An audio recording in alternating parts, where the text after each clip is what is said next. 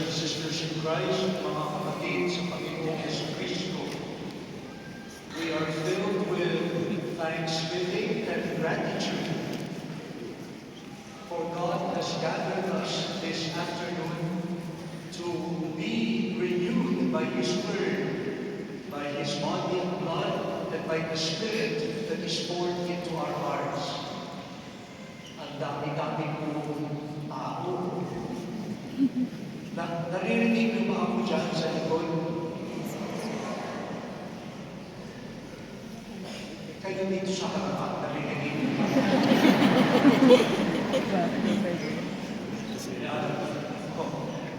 And we are thankful to the Lord for the 40th anniversary of the Filipino chaplaincy here in Madrid. So we thank the Lord who has journeyed with us. And the theme of the celebration this year is journeying together. Magtakbay ng sama-sama. Pero first, journey with the Lord. Without the Lord, we will not journey with each other. Una, magtakbay kasama ang Panginoon. At kapag naglalakbay kasama ang Panginoon, maglalakbay din tayo ng kasama ng ating kapwa. And that is a wonderful theme because our gospel for today, which is about the transfiguration of the Lord before St. Peter, James, and John, ended with Jesus telling them, "Rise, stand up. Do not be afraid. Stand up. Let us continue the journey."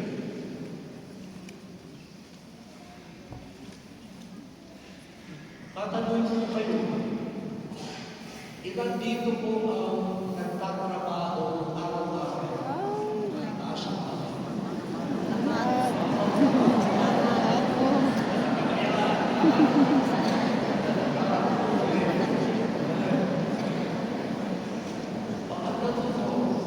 what makes you stand up in the morning to work? Ano na ina? Bakit ka pumabago na lumatayo? Kasi okay yung bagong supervisor.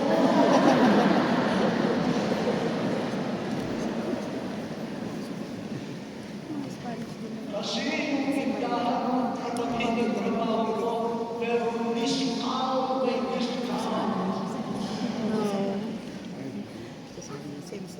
O yung iba, active sa community, active sa church, active sa mga ibang mga activities. What makes you rise up to be active?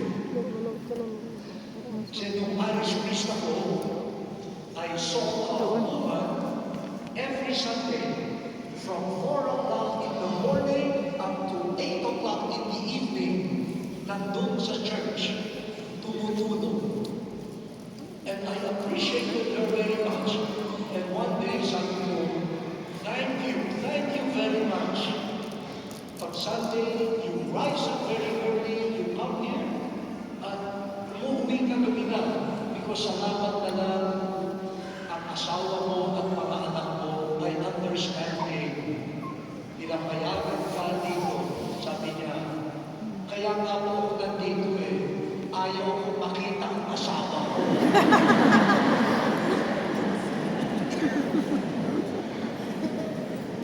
I'm sister. You're here. Since when? Mamabayan na. Yeah. So, we rise up. We walk. But why? And also, why did Jesus have to tell His disciples to stand and do not be afraid, to move on? Bakit? Bakit minsan ayaw natin tumayo? Bakit ayaw natin maglakad? Now, when we look at the story, before the transfiguration, Jesus revealed to his disciples that he, the Son of God, the Messiah, will be arrested. He will be judged. He will be put to death. He will be crucified. But on the third day, He will rise again. Nung sinabi na ni Jesus sa mga alagad niya na siya ay magkukusa at papatayin, yung mga alagad niya, marami ayaw na maglakad kasama ni Jesus. They started entertaining mga thoughts of what's the point of walking with Him? What's the point of journeying with Him? Kung alam mo naman na uhulihin, papatayin, eh bakit ka ba sasama? Huwag ka na lang kumilos. Stop walking with Him. Save yourself. Protektahan mo ang sarili mo. Don't walk with Jesus. But Jesus knows how to encourage them. So dinala niya si Peter, James, and John up a high mountain. And before them, he was transfigured. His face shone like the sun, naglulunignig, and his clothes became white as light. He appeared as the glorious one, filled with glory. Parang sinasabi ni Jesus, yung katawan na ipapako sa krus, yan din ang katawan na maglulunignig.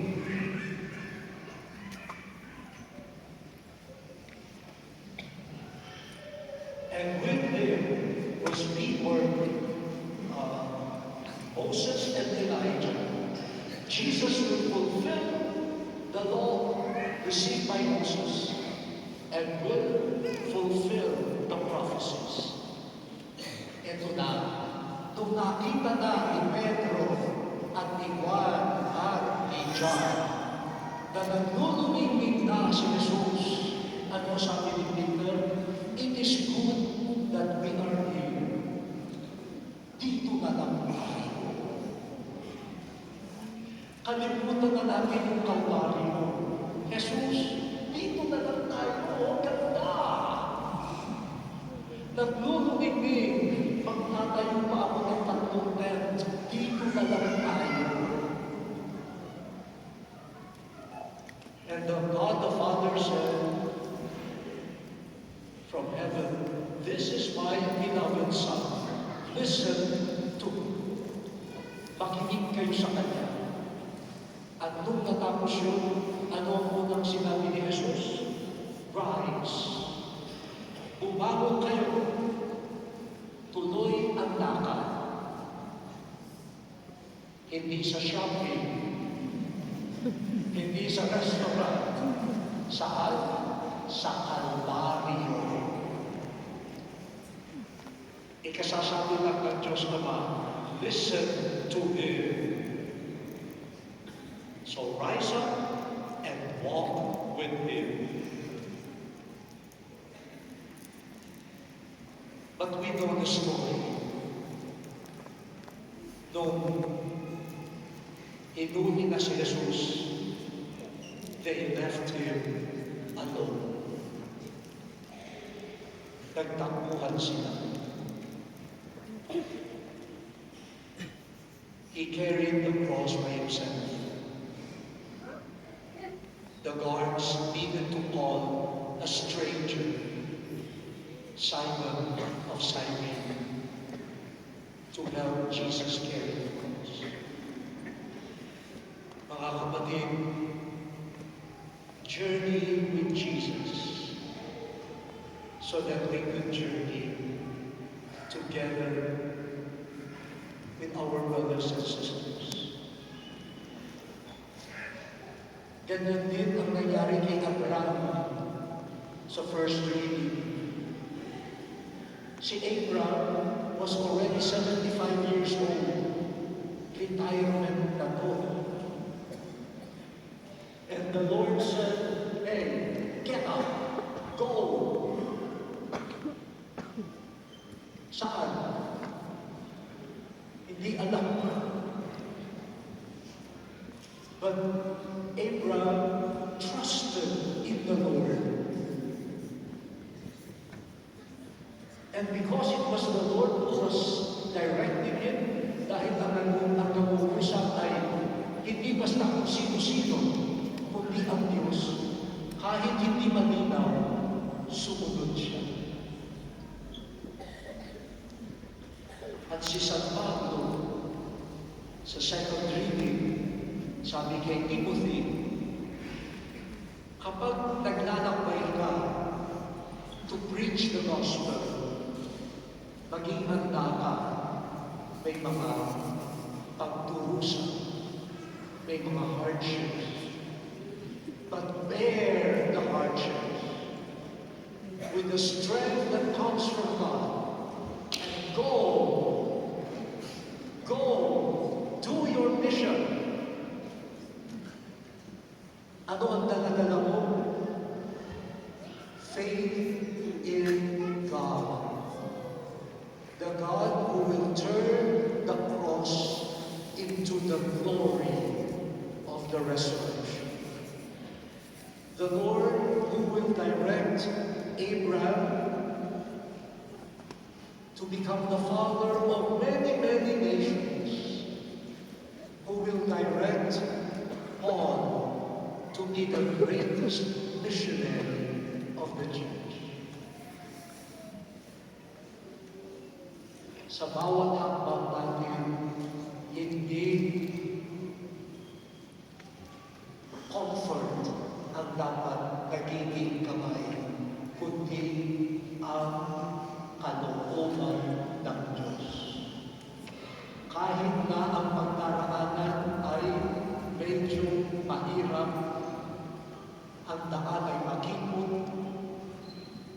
pero kapag ang kasama ay ang Panginoon, balang araw, maglulunignig ka. You will be the father, the mother of so many disciples. You will be a real missionary. Sino po sa inyo dito ang mga nanay? Ang dami rin. Salamat naman. Ibig sabihin, may anak kayo. Nanay. Kailangan natin ng marami pang magiging tao. Hindi natin kailangan robot, kailangan natin tao. Mga nanay, kapag may sakit ang anak nyo, di ba nagturusa ka rin? Totoo ba yun? Minsan, kahit hindi ka pumasok, mabantayan mo lang yung anak mo, di ba? Yung iba kapag grabe yung sakit, nagdadasal ba, Panginoon, ako na lang ang magkasakit, gumaling lang ang anak mo. Tama ba yun? Ganon, hindi kayo tumitigil na kahit masakit ang hirap dahil mahal niyo ang anak niyo. Ganon din kung mahal mo si Jesus, kahit may hirap, magtutuloy ka. Mga nanay, kapag ang may sakit ay ang asawa niyo,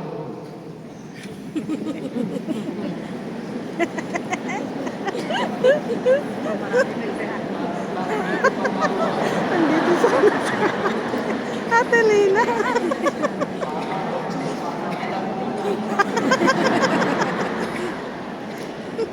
baka Kapag may sakit ang asawa, magpapabisa ako. Hindi pa ka nagpapabig, masasasama ka kita. Nagturo sa asawa ko, get up, be with him, be with her, and let the glory of the Lord shine. Meron din nakilala na kapwa migrante dito. Hindi mo masyadong personalan.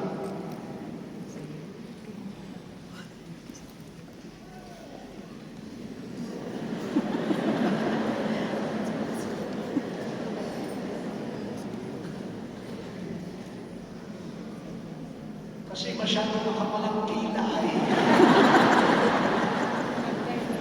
Kasi ganito, kasi ganyan. Hindi natin. Pero, kung siya ay dumaraan sa krus, kung siya ay dumaraan sa isang pagkakataon na hindi malinaw ang buhay, get up, stand up, journey with him or with her. Be the light, the glory that Jesus wants you to give to them. At sana ngayong 40th anniversary mo, maglakbay tayo ng sama-sama. Tama na yung mga ikit-ikitan. Tama na yung mga kanya-kanyang lakad. Tama na yung grupo nila yan. Magtuksa sila. Grupo namin ito. Dito kami. Yan. Ayaw choir nila. Di naman magaling. Yung choir nila, ano lang yan, funeral. Yung choir namin, counting out. Tama na yan. Stand up. Bakit? Lahat naman tayo dito ay nagturusan. Lahat naman malayo sa pamilya. Lahat malayo sa pinanggalingan. Walang taong hindi dumaraan sa krus.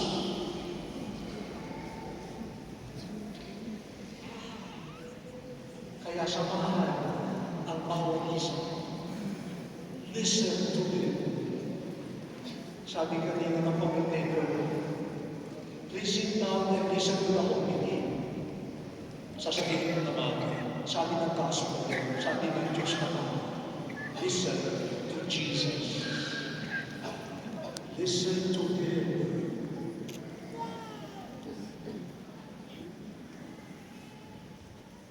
Tatapusin ko na po ito. Ilang araw na po yung mga kababayan natin, kapwa natin migrante sa Middle East, sa Gulf area, sa Bahrain, sa Qatar, sa Abu Dhabi, sa Dubai, nagpapadala po sa akin ng mga messages. Talagang ano po, litong-lito sila, takot na takot. Sana po sa ating pagdiriwang ngayon, magsaya tayo, pero huwag natin kalilimutan ang marami pa nating kapatid na dumaraan sa krus. At dumaraan katulad ni Abraham sa kaliliman saan pa kami pupunta. Taglay ang pananampalataya at pag-asa sa Panginoon. Let us stand up and walk with them. We walk with each other, but we walk with Jesus. Those who walk with Jesus to Calvary will enter eternal glory.